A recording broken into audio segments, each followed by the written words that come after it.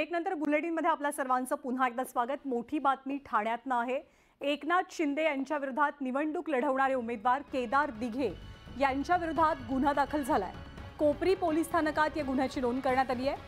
आरोप काय आहे तर केदार दिघेंकडे 52,000 रुपये सापडल्याचा आरोप आहे। काही दारूच्या बाटल्या सापडल्याचे आरोप केला जातोय। त्यामुळे या प्रकरणी केदार दिघे यांच्यासह एकूण 9 जणांवरती गुन्ह्याची नोंद करण्यात आली आहे।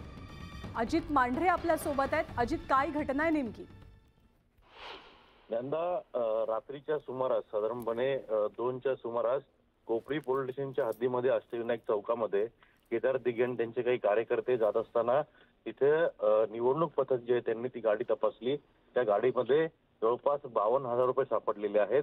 प्रत्येकी पाकिट जी होती 23 पाकिटं होती। प्रत्येक पाकिटामध्ये 2,000 रुपये होते आणि दारूच्या 4 बाटल्या सापडलेल्या आहेत। या सगळ्या घटनेची व्हिडिओ रेकॉर्डिंग जी आहे ते निवडणूक कर्मचारी जे आहेत त्यांनी केलेले रिसर कोपरी पोलीस स्टेशनमध्ये या संदर्भात रात्री सर्व गुन्हा दाखल करण्याची प्रक्रिया सुरू होती। आत्ताच थोड्या वेळापूर्वी हा गुन्हा संपूर्णपणे दाखल करून एफआयआर दाखल केली गेली आहे। याच्यामध्ये उद्धव बाळासाहेब ठाकरे पक्षाचे जे उमेदवार आहेत कोपरी पाचपाकळीतून मुख्यमंत्री एकनाथ शिंदे यांच्यासमोर केदार दिघे यांच्यासह एकूण 9 जण जे आहेत ते 9 जणांवरती हा गुन्हा दाखल केलेला आहे। यानुसार निवडणूक काळात आपल्याला माहिती आहे की 50,000 रुपयांपेक्षा जास्तची रक्कम जी आहे ती आपण बाळगू शकत नाही। त्याचबरोबरीनं या सगळ्या काळामध्ये ड्रायडे असतो, त्यामुळे ते त्या या काळात मद्य देखील किंवा दारूच्या बाटल्या देखील आपण सोबत बाळगू शकत नाही। या दोन्ही गोष्टी ज्या आहेत त्या आक्षेपार्ह होत्या आणि त्यानुसार त्यांच्यावरती गुन्हा दाखल केला गेलेला आहे।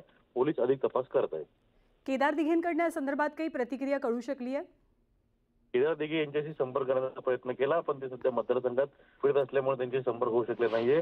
पण त्यांच्याकडून हे सांगण्यात आले की हे जे व्यक्तिगत कारणाकरता पैसे जे होते ते ठेवले होते आणि मोठी रक्कम सापडली नाहीये। दारूच्या बाटल्यांबाबत मात्र कोणतेही स्पष्टीकरण जे ते आतापर्यंत दिलं गेलं नाही। धन्यवाद अजित।